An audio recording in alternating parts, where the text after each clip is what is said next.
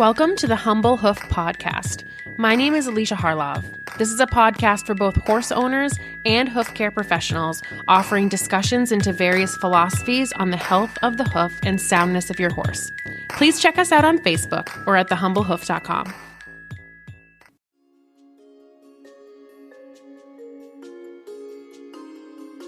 A special thank you to our wonderful sponsor, Cavallo. For our Humble Hoof listeners, they are offering 15% off their Cavallo Trek hoof boots using the coupon code HRN at checkout. The Trek is the world's most popular and versatile hoof boot and Cavallo's toughest trail boot, while also doubling as an option for therapy or rehab. The front closure system makes it easily adaptable to various hoof shapes, and TPU upper design allows for maximum strength while minimizing weight for the comfort and ease of movement for your horse. These are recommended by vets and trainers and also loved as transport boots by barrel racers, show jumpers, dressage riders, and everyone in between. Again, for 15% off a pair of Treks, use the code HRN at checkout at cavallo-inc.com.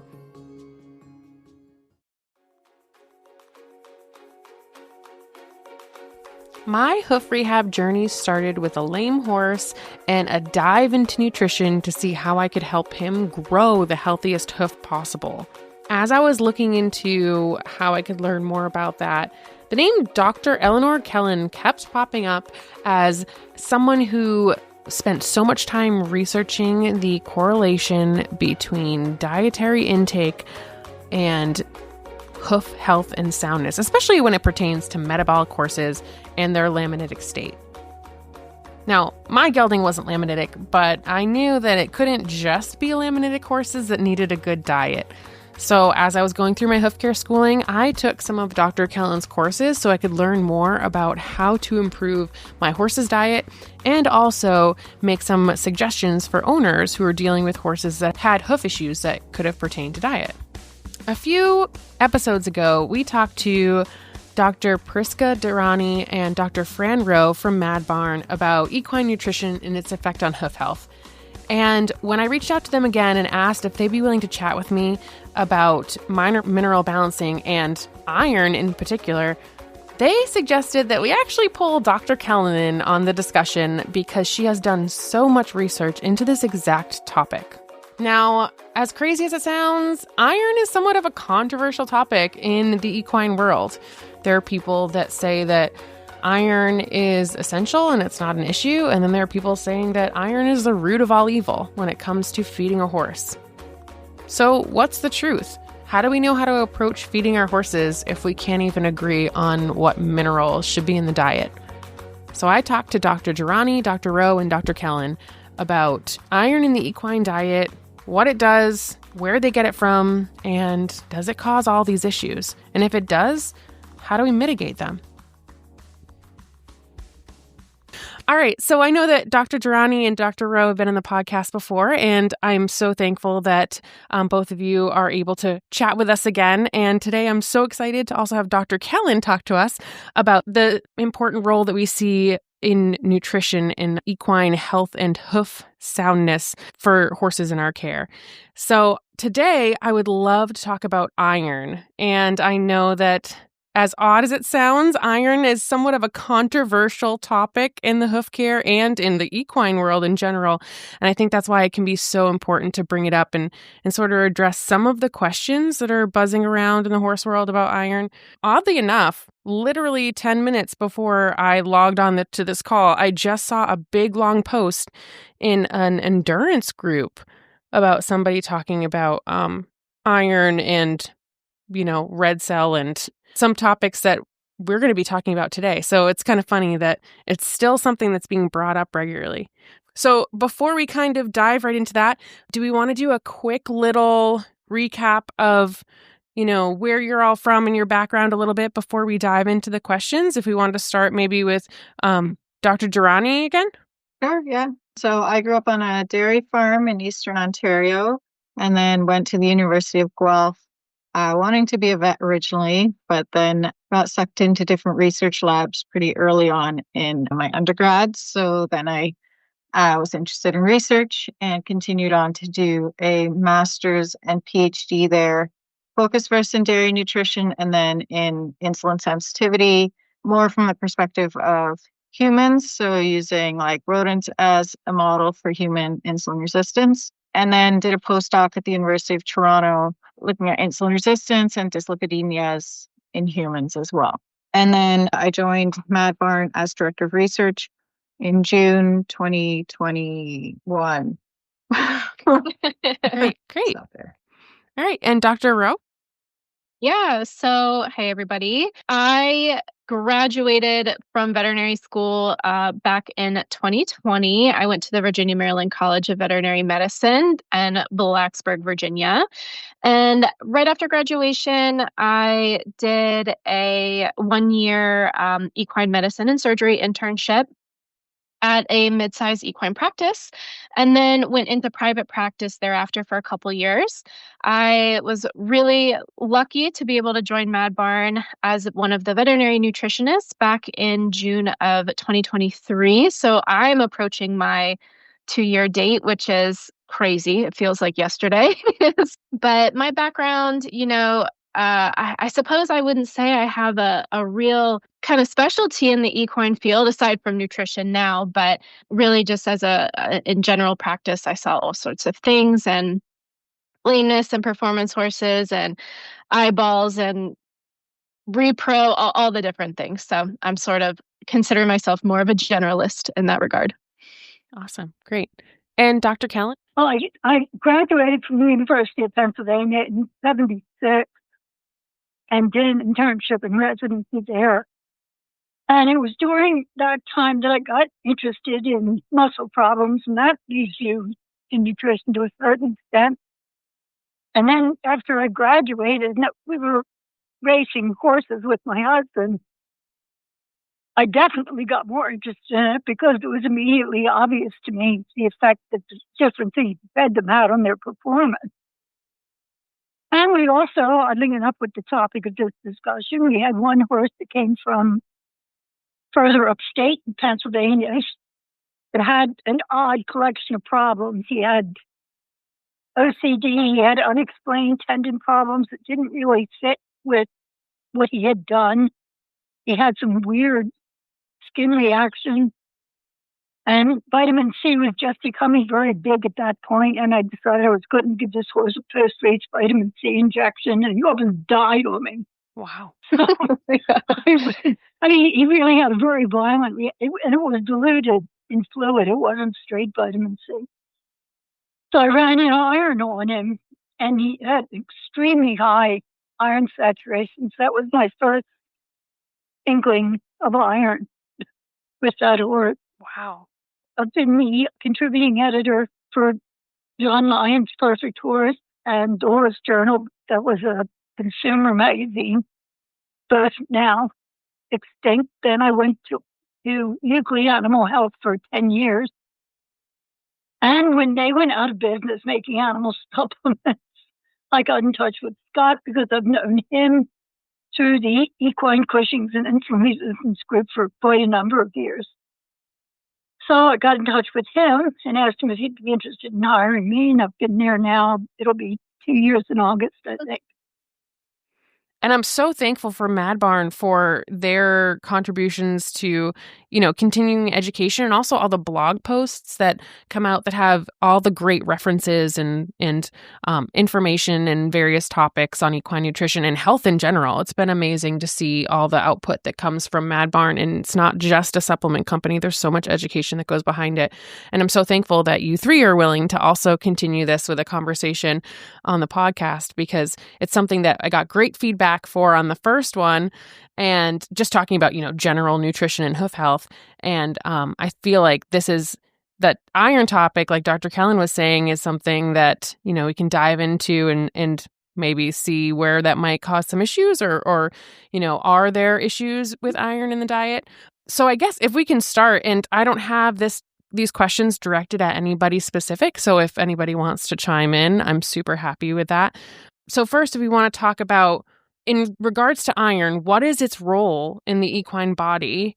And, it in general, how much iron does a horse need per day and where might they get it from? Let's kind of start with the very baseline of iron in the equine diet. Yeah, so iron is really important for horses. It's considered a trace mineral, meaning they only actually need it in very small amounts, but it does have some critical functions in the body. So the main one that people are probably most familiar with is that it's a component of hemoglobin, which is in red blood cells, and that's where oxygen binds to be brought into the tissues all over the body. So it's really important for transporting oxygen and CO2 around the body. And then there's also a similar protein in muscle called myoglobin that holds oxygen in the muscle. And then iron is also involved in energy metabolism in different cells of the body. So if you're going to get energy from carbohydrates and fats, iron is important in that process. And it's also required for immune cells to have their function as well.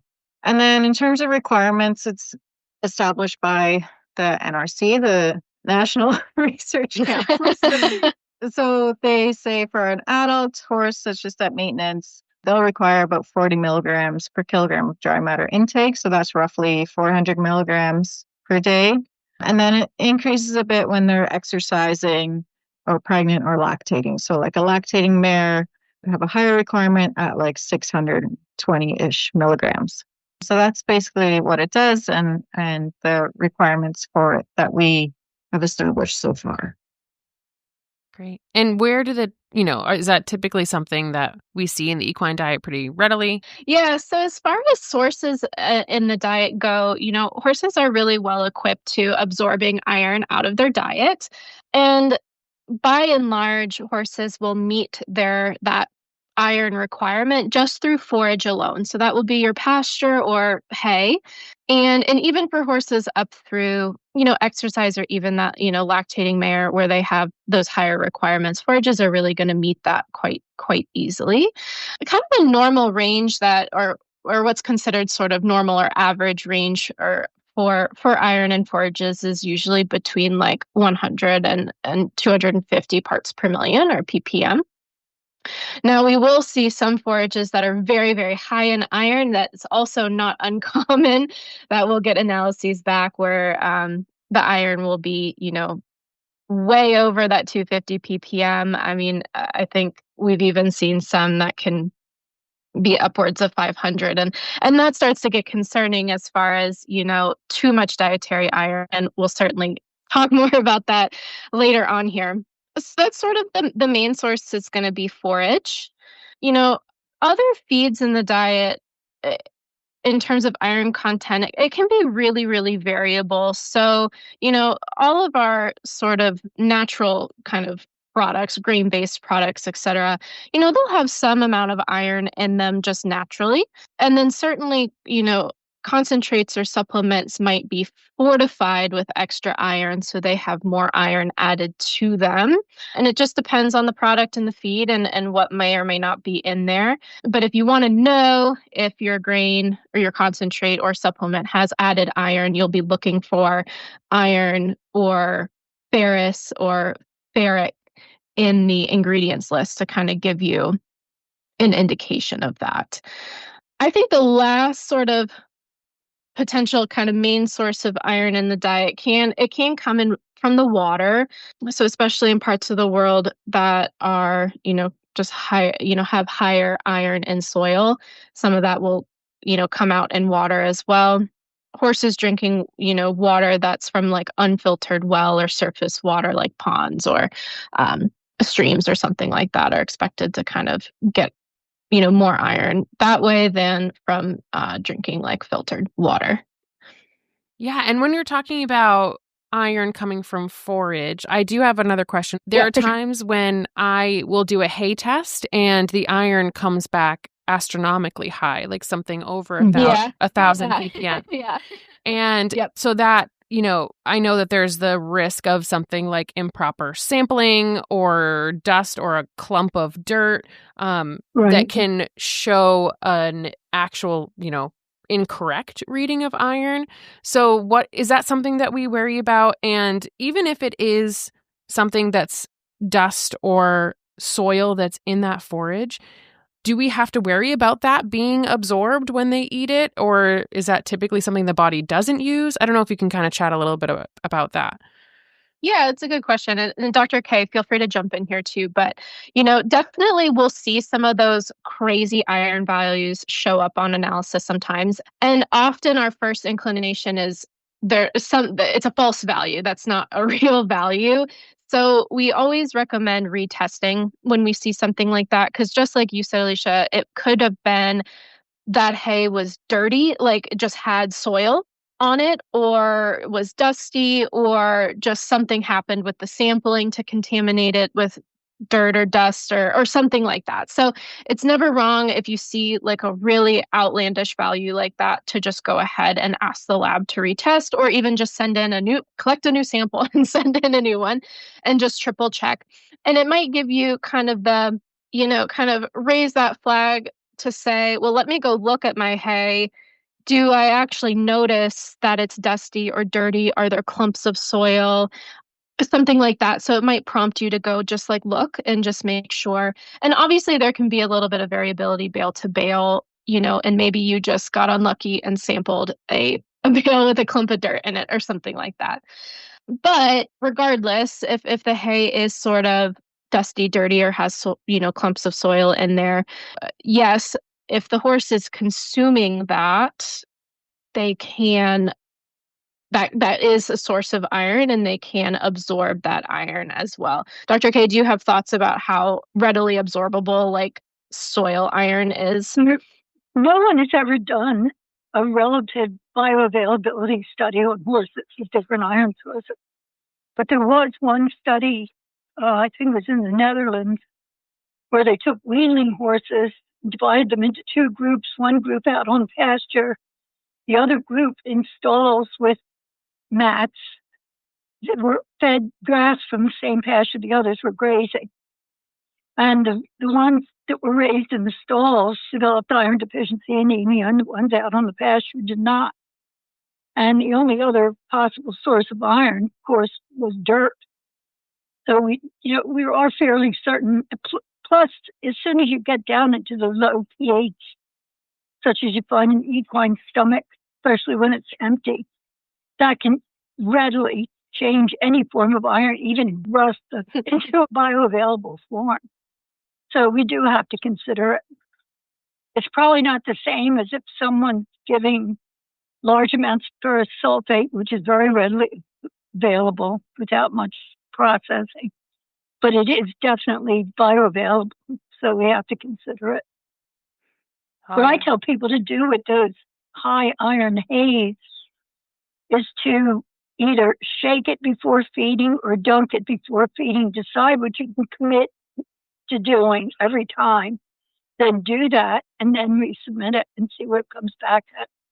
And it's almost always much lower because very high iron would kill the grass. So when you start seeing around 400, 500, that's not in it. It's on it. That makes sense.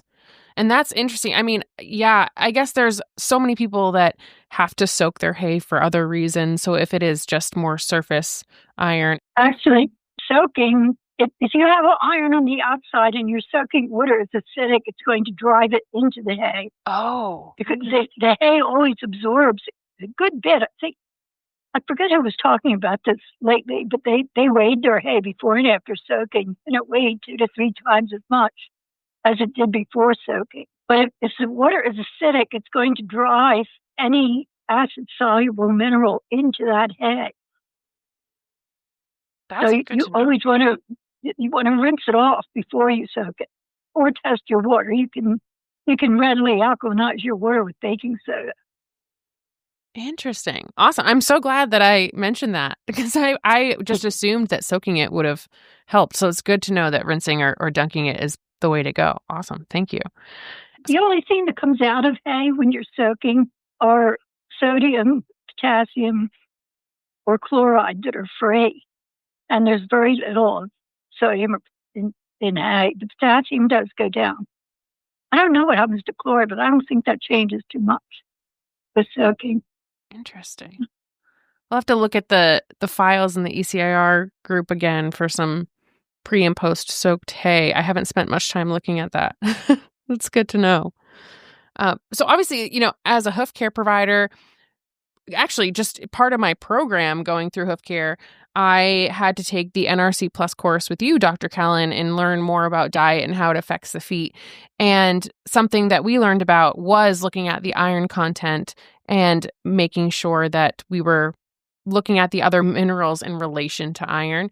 And something that was always brought up a lot before I kind of even dove into nutrition much was the big scary term of iron overload. And it was kind of plastered everywhere, especially 10 years ago when I was first starting. It was everywhere talking about iron overload and your horse is iron overloaded and that's why it has bad feet. And then, a few years later, I heard the opposite, that everyone says there's no such thing as iron overload and we don't have to worry about it. And everyone's kind of bringing up this misinformation. So I guess my first blunt question is there such thing as iron overload in horses? And if there is, how can it happen and how common is it? Okay, before I answer that, I want to make a distinction between a horse that's iron overloaded, meaning its whole body has excess iron, and a horse that's getting fed excessive iron, which can interfere with copper and zinc absorption. And that causes a lot of the signs, including the poor hoof quality. So the horse doesn't have to be iron overloaded at the time you see the poor hoof quality. It's just the diet at the moment, or the diet for the previous few months or whatever. But as far as iron overload, it definitely exists. And it goes back to, the proof goes back to the initial research that Dr. Smith did in determining normal ferritins by comparing it to liver iron and spleen iron. And in that study, which they did on horses at a slaughterhouse, a third of them were iron overloaded. And they didn't mention any signs. Of course, there's no history in any of these horses, but it does exist. It existed then, it exists now. And you can document it with the proper blood work, which is ferritin, serum iron, and iron binding capacity. So you can calculate the transferrin saturation, which is how much room is left on transferrin to catch up free iron, and the ferritin, which tells you how much iron is in the body. In most cases, no, I'm not going to go into the exceptions, but there are some.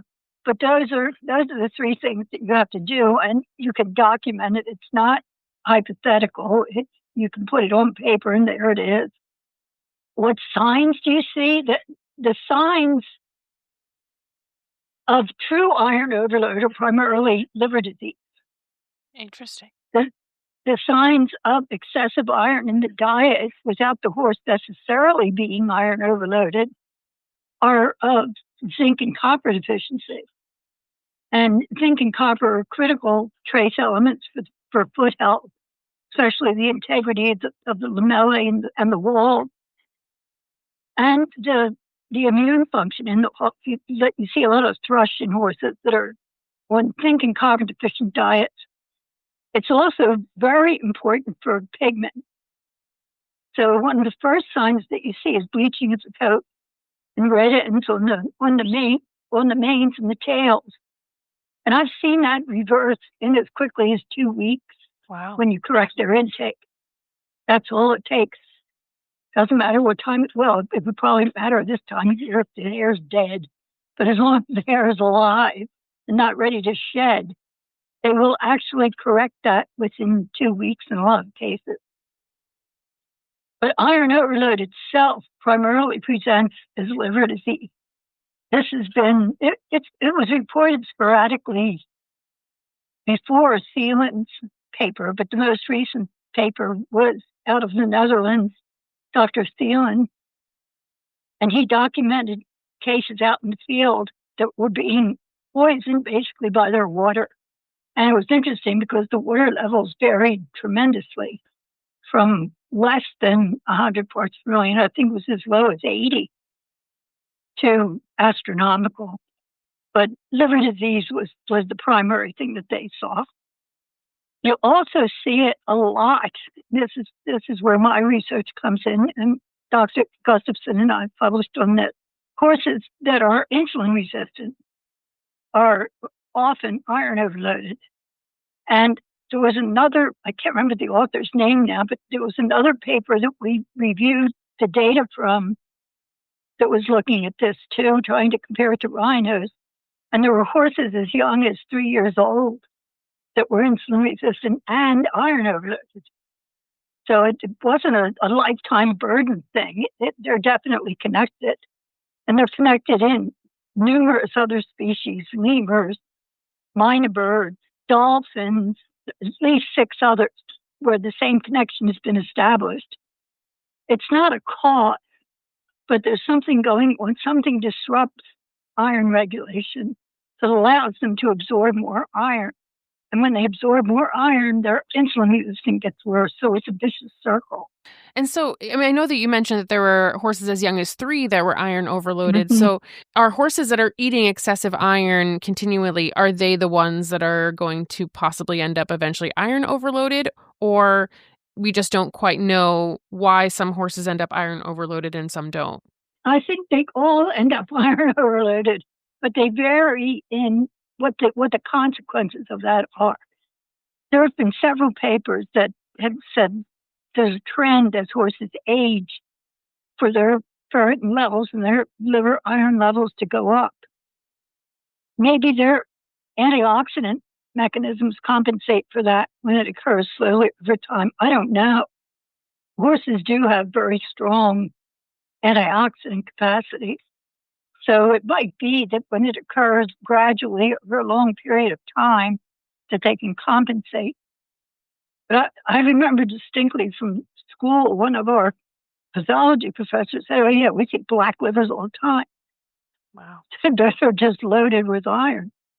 It's common apparently, but somehow they compensate unless they're iron resistant, or unless there's also a concurrent and severe copper and zinc deficiency. That might be another factor. Those 2 are also minerals that are important for antioxidant defenses, the superoxide dismutase enzyme, and in melanin, which is itself an antioxidant. So, if Dr. Rowe is talking about how iron seems to be pretty readily available in the equine diet, how do we then mitigate issues and avoid excessive iron or the issues that come from excessive iron or mitigate, the road to iron overload? What are the steps that we can take to help that?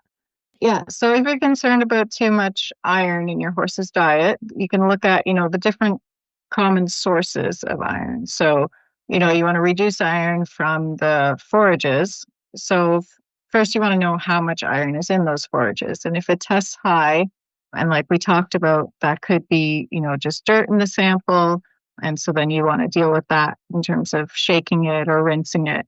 It could be that batch of hay happens to be high in iron. So then you want to counteract that with having enough zinc and copper in the diet so that they can kind of outcompete iron for the absorption pathway. So you're ensuring that you're getting enough zinc and copper into the body. If it's coming from water, so say you have like kind of rusty smelling water, or maybe it even looks kind of reddish, then you'll want to get the water tested as well. And you could install like a filter that can help filter out some of that iron so the horse is getting less.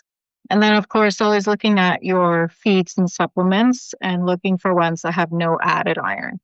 So it's not going to be possible to completely avoid iron because it occurs in all natural things like plants and grains and forages. But you don't want to be adding iron in addition to that because we know that they're getting plenty from their natural feeds. So like Fran said, scan the ingredient list because a lot of times there's not going to be iron listed on the GA, guaranteed analysis. So you want to be looking in the ingredient list to see that there's no added iron. And then if you're growing your own forages or your horses are on a dry lot or something, you might also want to know like what kind of soil you have. So you can do soil testing and kind of more acidic soils. So if it has a lower pH, that's going to promote more iron accumulation in plants. So that's just something to be aware of, that maybe you can work with an agronomist to change kind of the pH of the soil and help with reducing iron accumulation in the plants for your next harvest. Yeah. And I think, the reason that I wanted to have this conversation is because there have been some really vocal voices in the last few years talking about how they don't see iron as a true problem in horses. I mean, obviously, horses need iron to live. So I'm not, I guess I worded that poorly. They don't see iron overload as a true problem in horses, or excessive iron intake as a true problem in horses. And one thing that I kept hearing from this group was that, well, horses have hepcidin, and that is, their body works to use that to control iron absorption. So I didn't know if you or any of you could speak to the role of hepcidin in iron overload, and if it can actually prevent iron overload in those horses that are getting the excessive dietary iron. All species have hepcidin. It's not just horses that have hepcidin. Hepcidin is a protein produced by the liver that slows down the release of iron from the intestinal cells into the bloodstream, and also downregulates the transporter on the inner surface of the intestinal cell that transports iron and copper and zinc. It downregulates that. And so it can, to a certain extent, limit at least iron absorption from the small intestine. But I think another part of the equation here that needs to be looked at in horses and hasn't been is absorption in the large bowel. Because in other species, it's been well documented that high levels of volatile fatty acids increase iron absorption across the large intestine. And we know that horses of any species, horses certainly have that. They have abundant levels of volatile fatty acids. So any iron that makes it back there in an absorbable form could potentially be easily absorbed. The other thing is that there is always a transcellular pathway for all minerals where they can be absorbed between the cells instead of through the cells. And that's active, and that's not regulated. So you can overwhelm the regulatory mechanisms by just an overwhelming amount of iron. Interesting. Yeah, and talking about that same mindset of, iron in the diet and the equine diet isn't an issue. I think part of the reason that this, kind of group of people that are always trying to silence all the worries about iron, I think part of the reason that they've come up is that there's sort of been some things taken out of context, in the sense of people saying, well, iron causes metabolic issues, or iron overload causes laminitis. And I know that you and Dr. Gustafson have done a publication where you clearly state that that is not necessarily the case, and that, correlation does not equal causation. But it keeps coming up over and over. So I think that's part of the reason why this group is, why various people are trying to quiet fears about iron, I should say. So I didn't know if you wanted to speak at all about iron overload and metabolic status and how they may be related to each other. I know you sort of touched on it before, but I guess sort of address any of that misunderstanding that people are jumping from iron, dietary iron, right to it causing metabolic issues or laminitis. I don't think it does in horses, certainly. There are a lot of horses that get way too much iron and they never become laminitic or metabolic or anything even close to it. It's a different situation, though, with some animals that are kept in captivity, that normally in their normal habitat never are exposed to high iron, or they have a diet with a lot of iron chelators in it. And when they get on domestic diets, if you want to call them that, the zoo diets that are much higher in iron, they develop both iron overload and metabolic problems. But even then, you can't say for sure it's the iron overload that's causing it. Maybe they're getting more carbohydrates than they normally would. I don't know. And, and they would be prone to be metabolic on the diets that they're getting. In people, it's interesting. It's been documented that people that give blood frequently have a much lower risk of developing metabolic syndrome. And it's known that taking blood, donating blood, helps in the control of metabolic syndrome. It's known that people with metabolic syndrome overabsorb iron, and when they overabsorb the iron, the excess iron makes their IR worse. So there is a connection there. It's still not cause and effect, but there is an interaction. Yeah, that makes sense. And actually, I mean, I don't even know if I should say this because I don't want anybody to take it as a prescriptive thing, but I know that when I was doing mentorships for my hoof care organization, when I was going through schooling, I did meet with some mentors whose veterinarians had them trialing bloodletting on some horses that were severely laminitic that also had diagnosed iron overload. And it did seem in those cases to actually really help them, which was interesting in regards to what you're saying about donating blood. I've seen that too. Actually, there was one horse I worked with up in Maine that was severely iron overloaded, but he was also manganese overloaded. So he had a kind of a weird pattern. He didn't have a high ferritin, but he had an extremely high transferrin saturation. He had to have a surgery for a bladder stone that ended up taking them, I think they were 8 hours. There's a large blood loss. And his insulin went from 200 to 10. Wow. In one day. Wow. It eventually crept back up again, but yeah, it wasn't from fasting. I mean, we had fasted a horse before. It didn't have anything like that effect. I'm sure it was the blood loss. So do you think in those cases, or in some cases of metabolic horses, they're clearly then not regulating their iron properly? Yeah, I think that's probably true. If you're seeing it creep back up. And so then in those cases, I know that Dr. Darani talked about ways that we can sort of mitigate issues from too much iron and looking at the sources of iron in the diet. But if you already have a horse that's getting excessive iron, and they're clearly for some reason kind of sequestering that or holding on to it, what are our options besides just bloodletting? Mineral balancing the diet. Very tight mineral balancing does work. I had data on this that I lost in a computer crash, but if you balance the minerals, this is all sources, so you have to take water into consideration as well as the forage and the grain or whatever they're getting, to a ratio of 4:1:3 iron, copper, zinc, and you keep that up consistently, within a few months, the ferritin starts to drop. And within 2 years, they can be down significantly. Wow. It goes even faster if you give them more, but I don't feel really comfortable doing that. We've done that sometimes with really bad case, very severe iron loads. Even pay no attention to that. They let them go lower on the iron end. I mean, higher on the zinc and copper and low on the iron end, and then it works even faster. Wow, that's great They will eventually use up the iron they have. It's a very slow loss process, but they do eventually use it up. Especially if you're blocking the intake, then they have no choice but to use up what they already have. Yeah, that makes sense. And do you see horses that ever end up iron deficiency anemic? I know that you have an article on equine anemia and it not necessarily being iron related, but have you seen horses that end up iron deficiency anemic? Never.